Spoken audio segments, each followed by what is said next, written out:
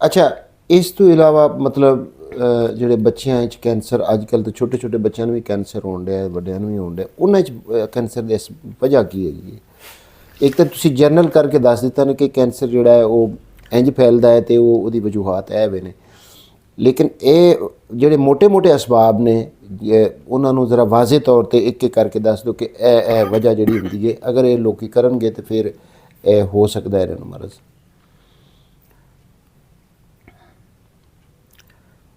ਵੱਡੇ ਬੰਦਿਆਂ ਨੂੰ, ਬੀਬੀਆਂ ਨੂੰ, ਬੰਦਿਆਂ ਨੂੰ ਜਿਹੜਾ ਇਸ ਤੌਰ ਦਾ ਕੈਂਸਰ ਹੈ ਹਰ ਬੰਦੇ ਨੂੰ ਤਕਰੀਬਨ ਹੋ ਰਿਹਾ।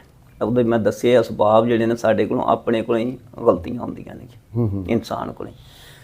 ਬੀਬੀਆਂ ਵਾਲੇ ਪਾਸੇ ਪਹਿਲੇ ਆ ਜਾਂਦੇ ਆ। ਬੀਬੀਆਂ ਨੂੰ ਦੇਖੋ ਜਿਹੜਾ ਕੈਂਸਰ ਹੋ ਰਿਹਾ, ਛਾਤੀ ਦਾ ਕੈਂਸਰ ਹੋ ਰਿਹਾ, ਯੂਟਰਸ ਦਾ ਹੋ ਰਿਹਾ, ਪਿੱਤੇ 'ਚ ਪੱਥਰੀਆਂ ਬਣ ਰਹੀਆਂ, ਓਵਰੀ 'ਚ ਰਸੌਲੀਆਂ ਬਣਦੀਆਂ, ਕੈਂਸਰ ਹੋ ਜਾਂਦਾ ਹੈ।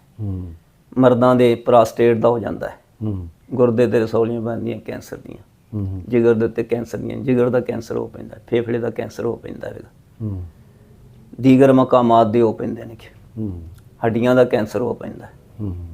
ਇਹ ਮੁਖਤਲਿਫ ਨੇ ਕਿਸ ਚੀਜ਼ਾਂ। ਅਤੇ ਖਵਾਤੀਨ ਦੇ ਵਿੱਚ ਜਿਹੜਾ ਹੁੰਦਾ ਵੇਗਾ ਔਰ ਉਹ ਖਾਸ ਕਰਕੇ ਉਹਨਾਂ ਦੀ ਫੈਮਿਲੀ ਪਲਾਨਿੰਗ ਦੀ ਬਿਨਾ ਦਿੱਤੇ ਹੁੰਦਾ। ਅੱਛਾ, ਯਾਨੀ ਮਨਸੂਬਾਬੰਦੀ, ਹਾਂ, ਯਾਨੀ ਖਵਾਤੀਨ ਜਿਹੜੀਆਂ ਨੇ ਉਹ ਅੱਜ ਕੱਲ੍ਹ ਚੂੰਕਿ ਕਸਰਤ ਨਾਲ ਜਿਹੜਾ ਹੋ ਰਿਹਾ, ਫੈਮਿਲੀ ਪਲਾਨਿੰਗ ਨਾਲ ਹੋ ਰਿਹਾ, ਕਸਰਤ ਯਾਨੀ ਜਿੰਨੀ ਜ਼ਿਆਦਾ ਫੈਮਿਲੀ ਪਲਾਨਿੰਗ ਦਾ ਉਹ ਵਧਣ ਡਈ ਹੈ ਉਨੀ ਹੀ ਜ਼ਿਆਦਾ ਇਹ ਕੈਂਸਰ ਜਿਹੜਾ ਖਵਾਤੀਨ ਹੀ ਜ਼ਿਆਦਾ ਹੋ ਰਿਹਾ। ਮੇਰੇ ਮਤਲਬ 'ਤੇ 100 ਤੋਂ ਉੱਤੇ ਹੀ ਬੰਦੇ ਆ ਜਾਂਦੇ ਨੇ ਜਿਨ੍ਹਾਂ ਵਿੱਚ ਨਿਸਬ ਤੇ ਖਵਾਤੀਨ ਹੁੰਦੀਆਂ। ਅੱਛਾ, ਜਿਹੜੇ ਕੈਂਸਰ ਜਿਹੜੇ ਮਤਲਬ ਦੇ ਉੱਤੇ ਆਉਂਦੇ ਨੇ ਮਰੀਜ਼ ਮੇਰੇ, 100 ਬੰਦਾ ਆਇਆ ਨਾ, ਜੋ ਨਿਸਬ ਖਵਾਤੀਨ 50 ਖਵਾਤੀਨ ਹੀ ਹੁੰਦੀਆਂ ਨੇ।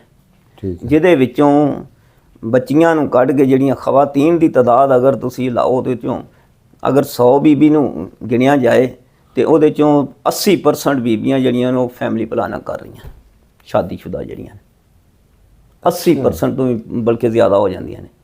ਜਿਹਨੂੰ ਪੁੱਛ ਲਓ ਉਹ ਬਾਅਦ ਦੇ ਵਿੱਚ ਜਿਸ ਵੇਲੇ ਉਹਨੂੰ ਪੁੱਛੀ ਤਾਂ ਉਹਨੂੰ ਦੱਸੀ ਦਾ ਵੀ ਗਿਆ ਇਸ ਤਰ੍ਹਾਂ ਹੋਇਆ, ਇਹਦੀ ਵਜ੍ਹਾ ਇਹ ਬਣਦੀ, ਫਿਰ ਉਹ ਮੰਨਦੀ ਹੈ ਕਿ ਮੇਰੇ ਕੋਲੋਂ ਇਸ ਤਰ੍ਹਾਂ ਹੋਈ ਗਲਤੀ, ਮੈਂ ਗੋਲੀ ਖਾਧੀ ਹੈ ਫੈਮਿਲੀ ਪਲਾਨਿੰਗ ਦੀ, ਜਾਂ ਅਸੀਂ ਮੀਆਂ ਬੀਵੀ ਨੇ ਪਰਹੇਜ਼ ਕੀਤਾ ਹੈ, ਜਾਂ ਕੰਡੋਮ ਇਸਤੇਮਾਲ ਕੀਤਾ, ਜਾਂ ਅਜ਼ਲ ਕੀਤਾ ਹੈਗਾ, ਜਾਂ ਦੀਗਰ ਅਸੀਂ ਕੋਈ ਵਕਫੇ ਵਾਲੀਆਂ ਗੋਲੀਆਂ ਖਾਧੀਆਂ ਨੇ, ਜਾਂ ਟੀਕਾ ਲਗਵਾਇਆ, ਜਾਂ ਕੋਈ ਚੀਜ਼ ਰੱਖੀ ਅੰਦਰ, ਜਾਂ ਬਾਜ਼ੂ 'ਚ ਵੀ ਰੱਖ ਲੈਂਦੇ ਨੇਗੇ। ਉਹ ਆਪਣੇ ਮੁਖਤਲਿਫ ਤਰੀਕੇ ਦੱਸਦੀਆਂ, ਫਿਰ ਮੈਂ ਹੋਇਆ ਸਾਡੇ ਕੋਲ ਗਲਤੀ ਜੀ ਇਸ ਤਰ੍ਹਾਂ ਆਈ। ਫਿਰ ਮੈਂ 1988 ਤੋਂ ਮਤਲਬ ਚਲਾਉਣ ਲੱਗਾ। 1988 ਦੇ ਉੱਤੋਂ ਮੇਰੀ ਇਹ ਤਹਿਕੀਕ ਹੈਗੀ ਕਿ ਉਹ ਬੀਬੀਆਂ ਜਿਹੜੀਆਂ ਫੈਮਿਲੀ ਪਲਾਨਿੰਗ ਕਰਦੀਆਂ ਨੇਗੀਆਂ, ਛਾਤੀ ਦਾ ਕੈਂਸਰ, ਯੂਟਰਸ ਦਾ ਕੈਂਸਰ ਉਹਨਾਂ ਨੂੰ ਆਉਂਦਾ, ਪਿੱਤੇ ਦੀ ਪੱਥਰੀ ਵੀ ਉਹਨਾਂ ਨੂੰ ਬਣਦੀ, ਕਿਸੇ ਤਰ੍ਹਾਂ ਵੀ ਉਹਨਾਂ ਨੂੰ ਖਾ ਉਹ ਮੀਆਂ ਬੀਵੀ ਦੂਰ ਰਹਿ ਲੈਣ, ਮੀਆਂ ਬਾਹਰ ਗਿਆ ਹੋਵੇਗਾ ਕਿਸੇ ਵਜ੍ਹਾ ਨਾਲ, ਜਾਂ ਕਿਸੇ ਹੋਰ ਦੂਰੀਆਂ ਹੋ ਗਈਆਂ ਨੇ, ਜਾਂ ਬੀਬੀ ਰੁੱਸ ਕੇ ਬੈਠੀ ਹੋਈ ਹੈ, ਕਿੰਨੇ ਮਹੀਨੇ ਹੀ ਬੈਠੀ ਰਹੀ ਹੈ, ਇਸ ਤਰ੍ਹਾਂ ਉਹਨਾਂ ਦੇ ਫਾਈਬਰਾਇਡ ਅੰਦਰ ਬਣ ਜਾਂਦੇ ਨੇ, ਯੂਟਰਸ ਦੇ ਵਿੱਚ ਰਸੌਲੀਆਂ ਬਣ ਜਾਂਦੀਆਂ ਨੇ, ਕੈਂਸਰ ਦੀਆਂ ਵੀ ਬਣ ਜਾਂਦੀਆਂ, ਸਾਦਾ ਵੀ ਬਣ ਜਾਂਦੀਆਂ, ਫਿਰ ਉਹਨਾਂ ਦੇ ਮੈਂਸਸ ਨਹੀਂ ਬੰਦ ਹੁੰਦੇ। ਅੱਛਾ, ਕਈ ਬੀਬੀਆਂ ਮੋਟੀਆਂ ਤਾਜ਼ੀਆਂ ਹੋ ਜਾਂਦੀਆਂ, ਬੜੀਆਂ ਮੋਟੀਆਂ, ਰਸੌਲੀਆਂ ਬਣ ਪੈਂਦੀਆਂ ਨੇ। ਇਹ ਸਾਰੇ ਜਿਹੜੇ ਫੈਮਿਲੀ ਪਲਾਨਿੰਗ ਦੇ ਨੇ, ਪਹਿਲਾਂ ਬੱਚੇ ਤੇ ਬੰਦ ਕਰ ਲੈਣੀ, ਜਿਸ ਚੀਜ਼ ਦਾ ਬੱਚਾ ਬਣਨਾ ਹੁੰਦਾ ਹੋਵੇਗਾ ਉਹ ਮਟੀਰੀਅਲ ਬੱਚਾ ਦੇ ਬਣਿਆ ਨਹੀਂ, ਉਹ ਮਟੀਰੀਅਲ ਜਿਹੜਾ ਉਹ ਜਿਸਮ ਦੇ ਵਿੱਚ ਮੋਟਾਪੇ ਦਾ ਬੈਸ ਬਣਦਾ, ਉਹ ਹਾਰਮੋਨ ਜਿਹੜੇ ਨੇ ਉਹ ਚੇਂਜ ਹੋ ਪੈਂਦੇ ਨੇ। ਬੀਬੀਆਂ ਦੇ ਜਿਹੜੇ ਨਸਵਾਨੀ ਹਾਰਮੋਨ ਨੇਗੇ, ਪ੍ਰੋਜੈਸਟਰੋਨ, ਐਸਟ੍ਰੋਜਨ ਵਗੈਰਾ ਜਿਹੜੇ ਉਹ ਚੇਂਜ ਹੋ ਜਾਂਦੇ ਨੇ, ਥਾਈਰਾਇਡ ਦੇ ਗਲੈਂਡ ਚੇਂਜ ਹੋ ਜਾਂਦੇ ਨੇਗੇ। ਅੱਛਾ, ਪਿਚੁਟਰੀ ਗਲੈਂਡ ਦੇ ਚੇਂਜ ਹੋ ਜਾਂਦੇ ਨੇ। ਜਿਹੜਾ ਇਹਨਾਂ ਦਾ ਮਖਸੂਸ ਕੰਮ ਹੁੰਦਾ ਉਹਦੀ ਬਜਾਏ ਉਹ ਮਨਫੀ ਕੰਮ ਸ਼ੁਰੂ ਕਰ ਦਿੰਦੇ, ਜਿਹਦੇ ਨਾਲ ਰਸੌਲੀਆਂ ਦੀ ਨਸ਼ਰਮਾ ਹੋ ਜਾਂਦੀ, ਉਹ ਫਿਰ ਕੈਂਸਰ ਦੀਆਂ ਰਸੌਲੀਆਂ ਵੀ ਹੋ ਸਕਦੀਆਂ ਨੇਗੀਆਂ। ਠੀਕ ਹੈ। ਇਹ ਮੈਂ ਇਸ ਤਰ੍ਹਾਂ ਵੀ ਸਮਝ ਲਓ, ਜੇ ਕੋਈ ਜ਼ਿਮੀਂਦਾਰ ਤਬਕੇ ਨਾਲ ਤਾਲੁਕ ਰੱਖਣ ਵਾਲੇ ਸਾਡੇ ਛੋਟੇ ਤਬਕਾ ਵੀ ਬੰਦਾ ਜਿਹੜੇ ਥੋੜ੍ਹੇ ਪੜ੍ਹੇ ਨੇਗੇ, ਉਹਨਾਂ ਵਾਸਤੇ ਇਹ ਕਿ ਖੇਤ ਦੇ ਵਿੱਚ ਅਗਰ ਜ਼ਿਮੀਂਦਾਰ ਕੋਈ ਫਸਲ ਬੀਜਦਾ ਹੈਗਾ ਅਤੇ ਉਹ ਜੋ ਬੀਜੇਗਾ ਉਗ ਪੈਣੀ ਹੈ। ਸਹੀ। ਅਤੇ ਜੇ ਨਹੀਂ ਬੀਜੇਗਾ, ਖਾਲੀ ਖੇਤ ਹੈਗਾ, ਅਤੇ ਉਹਦੇ 'ਚ ਕੋਈ ਨਾ ਕੋਈ ਜੜੀ ਬੂਟੀ ਉਗ ਪੈਣੀ ਹੈ। ਠੀਕ। ਕੋਈ ਜੜੀ ਬੂਟੀ ਸਾਦਾ ਵੀ ਹੁੰਦੀਆਂ ਨੇ, ਕੋਈ ਜੜੀਆਂ ਬੂਟੀਆਂ ਕੰਡਿਆਂ ਵਾਲੀਆਂ ਵੀ ਹੁੰਦੀਆਂ ਨੇ। ਅੱਛਾ, ਸਹੀ ਹੈ। ਕੋਈ ਸ਼ਦੀਦ ਕੰਡਿਆਂ ਵਾਲੀਆਂ, ਤੇਜ਼ ਕੰਡਿਆਂ ਵਾਲੀਆਂ ਵੀ ਹੁੰਦੀਆਂ ਨੇ। ਇਸ ਤਰ੍ਹਾਂ ਹੀ ਜਦੋਂ ਅਸੀਂ ਸਾਡੀਆਂ ਖਵਾਤੀਨ ਸਾਡੀਆਂ ਜਿਹੜੀਆਂ ਨੇ, ਇਹ ਸਾਡਾ ਖੇਤ ਹੈ, ਇਹ ਇਨਸਾਨੀ ਨਸਲ ਉਗਦੀ ਹੈਗੀ। ਠੀਕ ਹੈ। ਜਦੋਂ ਅਸੀਂ ਇਹਦੇ ਕੋਲ ਬੱਚੇ ਨਹੀਂ ਲੈਂਦੇ ਹੈਗੇ, ਆਪਣਾ ਮਕਸਦ ਲੈ ਲਿਆ ਲੇਕਿਨ ਬੱਚਾ ਨਹੀਂ ਲਿਆ, ਅਤੇ ਉਹ ਕੀ ਉਹਦੇ 'ਚ ਵੀ ਝਾੜੀਆਂ ਬੂਟੀਆਂ ਦੀ ਤਰ੍ਹਾਂ ਰਸੌਲੀਆਂ ਬਣਨੀਆਂ, ਕੋਈ ਸਾਦਾ, ਕੋਈ ਝਾੜੀਆਂ ਬੂਟੀਆਂ ਕੰਡਿਆਂ ਵਾਲੀਆਂ ਯਾਨੀ ਕੈਂਸਰ ਦੀਆਂ ਨੁਕਸਾਨਦੇਹ। ਫਿਰ ਉਹ ਤਰ੍ਹਾਂ ਦੀਆਂ ਬਣਦੀਆਂ ਜਿਹਦੇ ਨਾਲ ਉਹਨਾਂ ਦੇ ਅੰਦਰੂਨੀ ਤੌਰ ਦੇ ਉੱਤੇ ਸਾਰੀ ਪ੍ਰੋਬਲਮ ਆ ਪੈਂਦੀ ਹੈ। ਫਿਰ ਮੁਸੀਬਤਾਂ ਪਈਆਂ, ਕੋਈ ਦਰਦ ਹੁੰਦੀ ਹੈ, ਕੋਈ ਮੈਂਸਸ ਹੀ ਨਹੀਂ ਰੁਕਦੇ ਹੈਗੇ, ਕੋਈ ਪਾਣੀ ਦੀ ਸ਼ਿਕਾਇਤ ਹੋ ਜਾਂਦੀ ਹੈਗੀ, ਕੋਈ ਇਨਫੈਕਸ਼ਨ ਹੋਈ ਹੁੰਦੀ ਹੈ ਅੰਦਰ, ਇਹ ਸਾਰੇ। ਫਿਰ ਉਹਦੇ ਨਾਲ ਹੀ ਓਵਰੀ ਵਿੱਚ ਵੀ ਰਸੌਲੀਆਂ ਬਣ ਜਾਂਦੀਆਂ, ਟਿਊਬਾਂ ਜਿਹੜੀਆਂ ਨੇ ਬੰਦ ਹੋ ਪੈਂਦੀਆਂ ਨੇਗੀਆਂ। ਫਿਰ ਥਾਇਰਾਇਡ ਉਹਨਾਂ ਦੇ ਵੱਧ ਪੈਂਦੇ ਨੇ, ਫਿਰ ਥਰੈਕਸਨ ਵਗੈਰਾ ਖਾਂਦੀਆਂ ਫਿਰਦੀਆਂ ਨੇਗੀਆਂ। ਫਿਰ ਦਿਮਾਗ ਦੇ ਵਿੱਚ ਵੀ ਇਸ ਤਰ੍ਹਾਂ ਹੀ ਫਿਰ ਚਿੜਚਿੜੀਆਂ ਹੋ ਪੈਂਦੀਆਂ ਨੇਗੀਆਂ। ਫਿਰ ਬਲਕਿ ਮਰਦਾਨਾ ਖਸੂਸੀਅਤ ਪੈਦਾ ਹੋ ਪੈਂਦੀਆਂ ਨੇ, ਉਹਨਾਂ ਦੇ ਜਿਸਮ ਦੇ ਉੱਤੇ ਬਾਲ ਵੀ ਉੱਗ ਪੈਂਦੇ ਨੇਗੇ। ਅੱਛਾ। ਫਿਰ ਤਰ੍ਹਾਂ ਤਰ੍ਹਾਂ ਦੀਆਂ ਇੱਦਾਂ ਪਿੱਤੇ ਦੀਆਂ ਪੱਥਰੀਆਂ ਵੀ ਇਸੇ ਵਜ੍ਹਾ ਬਣਦੀਆਂ ਨੇਗੀਆਂ ਕਿ ਉਹ ਮਵਾਦ ਮਟੀਰੀਅਲ ਜਿਹੜਾ ਨਿਕਲਣਾ ਸੀ ਨਿਕਲ ਨਹੀਂ ਪਾਇਆ ਹੈਗਾ। ਜਿਹੜਾ ਖਵਾਤੀਨ ਨੂੰ ਜ਼ਿਆਦਾਤਰ ਪਿੱਤੇ ਦਾ ਕੈਂਸਰ ਜਾਂ ਤੇ ਛਾਤੀ 'ਚ ਰਸੌਲੀਆਂ ਬਣ ਪੈਂਦੀਆਂ। ਕਿਸੇ ਪਾਸੇ ਵੀ ਜਿੱਧਰ ਹਾਰਮੋਨ ਦਾ ਰਜੂ ਹੋਇਆ ਨਾ, ਉਹਨੇ ਉਧਰ ਨਸ਼ੋ ਨੁਮਾ ਪਾ ਦਿੱਤੀ। ਠੀਕ ਹੈ। ਉਹਨੇ ਜੈਨੇਟਿਕਲੀ ਵੀ ਫਿਰ ਇਸ ਤਰ੍ਹਾਂ ਹੋ ਪੈਂਦਾ ਹੈ, ਯਾਨੀ ਵਿਰਾਸਤੀ ਤੌਰ ਤੇ ਵੀ ਹੋ ਪੈਂਦਾ ਹੈ। ਉਹਨਾਂ ਦੇ ਕ੍ਰੋਮੋਸੋਮ ਅਸੀਂ ਉਹਨੂੰ ਕਹਿੰਦੇ ਜਿਹੜੇ ਸਾਡੀਆਂ ਨਸਲ ਦੀਆਂ ਖਾਸੀਅਤਾਂ ਨੂੰ ਬਰਕਰਾਰ ਰੱਖਦੇ ਨੇ। ਜੋ ਉਹ ਸੈੱਲ ਦੇ ਨਿਊਕਲੀਅਸ ਵਿੱਚ, ਮਰਕਜ਼ ਦੇ ਵਿੱਚ ਐਸੇ ਅੱਲਾਹ ਤਾਲਾ ਨੇ ਉਹ ਜੋਜ਼ ਰੱਖੇ ਨੇ ਜਿਹੜੀਆਂ ਸਾਡੀਆਂ ਖਾਸੀਅਤਾਂ। ਇਨਸਾਨ ਹੈ ਤੇ ਇਨਸਾਨ ਵੱਲ ਪੈਦਾ ਕਰਨਾ ਹੈ ਤੇ ਉਹਦੀਆਂ ਖਸੂਸੀਅਤ ਉਸ ਤਰ੍ਹਾਂ ਕਾਇਮ ਰੱਖਣੀਆਂ ਨੇ। ਕੁਛ ਵਿਰਾਸਤੀ ਖਸੂਸੀਅਤਾਂ, ਕੁਛ ਖਾਨਦਾਨੀ ਖਸੂਸੀਅਤਾਂ ਜਿਹੜੀਆਂ ਉਹਨਾਂ ਨੇ ਕਾਇਮ ਰੱਖਣੀਆਂ ਹੁੰਦੀਆਂ ਸਾਰੀਆਂ। ਠੀਕ ਹੈ। ਉਹਨਾਂ ਦੇ ਵਿੱਚ ਚੇਂਜਿੰਗ ਆ ਜਾਏ ਫਿਰ ਵਿਰਾਸਤ ਵਿੱਚ ਚੱਲਦਾ ਰਹਿੰਦਾ।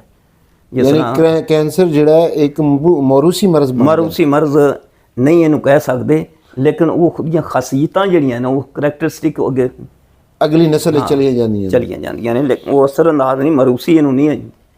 ਮੈਂ ਇਹ ਨਹੀਂ ਕਿ ਡਰ ਹੀ ਜਾਣ ਲੋਕ, ਮਰੂਸੀ ਨਹੀਂ। ਲੇਕਿਨ ਗਲਤ ਕੰਮ ਕੀਤਾ ਤੇ ਉਹਦੇ ਰਿਜ਼ਲਟ ਆਊਟ ਹੁੰਦੇ ਨੇ, ਨੁਕਸਾਨਦੇਹ ਹੁੰਦੇ।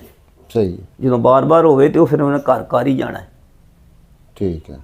ਇਹ ਯਾਨੀ ਅਗਰ ਇਹ ਖਵਾਤੀਨ ਇਹ ਗਲਤੀ ਕਰ ਲਈ ਫੈਮਿਲੀ ਪਲਾਨਿੰਗ ਵਾਲੀ, ਤੇ ਇਹ ਉਹ ਮਸਾਇਲ ਦਾ ਸ਼ਿਕਾਰ ਹੋਣਾ ਸ਼ੁਰੂ ਹੋ ਗਈਆਂ ਨੇ, ਤੇ ਉਹਨਾਂ ਨੂੰ ਤੁਹਾਡੇ ਕੋਲ ਜਿਹੜੇ ਜੋ ਮਰੀਜ਼ ਆਉਂਦੇ ਨੇ ਜਾਂ ਆਮ ਜਿਹੜੇ ਹੁਣ ਇਹ ਸਾਡੀ ਵੀਡੀਓ ਜਾਂ ਤੁਹਾਡਾ ਇਹ ਬਿਆਨ ਸੁਣਨ ਡਏ ਨੇ, ਉਹ ਖਵਾਤੀਨ ਨੂੰ ਕੀ ਪਰਹੇਜ਼ ਕਰਨਾ ਚਾਹੀਦਾ? ਉਹਨਾਂ ਨੂੰ ਸਭ ਤੋਂ ਪਹਿਲੇ ਤਾਂ ਅਸੀਂ ਕਹਿੰਦੇ ਇhtiyat ਦੇ ਨਾਲ ਕੀ ਕੋਈ ਤਜਵੀਜ਼ ਕਰੋਗੇ ਕਿ ਉਹ ਇਹ ਚੀਜ਼ ਖਾਣ ਤੇ ਇਹਦੇ ਤੋਂ ਬਚ ਸਕਦੀਆਂ ਨੇ?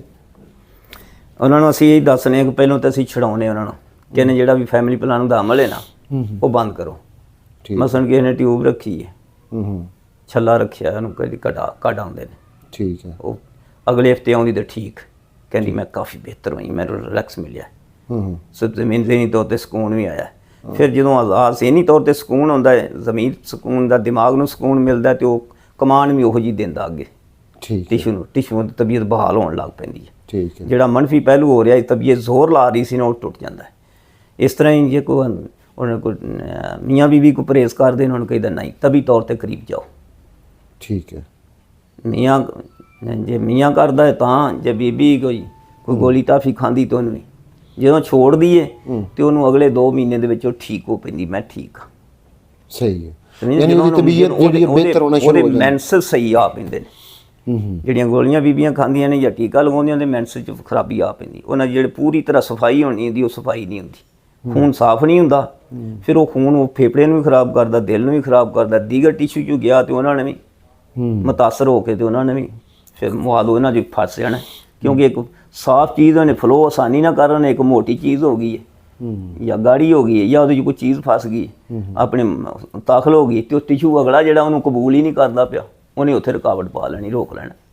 ਲਿਹਾਜ਼ਾ ਇਸ ਤਰ੍ਹਾਂ ਮੁਆਦ ਜਮ੍ਹਾਂ ਹੋ ਕੇ ਫਿਰ ਰਸੌਲੀ ਦੀ ਟੈਪ, ਕੈਂਸਰ ਦੀ ਟੈਪ। ਅੱਛਾ, ਇੱਕ ਤਾਂ ਉਹਨਾਂ ਨੂੰ ਖਵਾਤੀਨ ਨੂੰ ਇਹ ਜਿਹੜੀਆਂ ਫੈਮਿਲੀ ਪਲਾਨਿੰਗ ਕਰ ਰਹੀਆਂ ਨੇ ਜਾਂ ਜੋ ਪਹਿਲੇ ਕਰ ਚੁੱਕੇ ਨੇ, ਉਹਨਾਂ ਨੂੰ ਫੌਰੀ ਤੌਰ 'ਤੇ ਇਸ ਅਮਲ ਨੂੰ ਰੋਕਣਾ ਚਾਹੀਦਾ। ਹਾਂ, ਇੱਕ ਤਾਂ ਇਹਤਿਆਤ।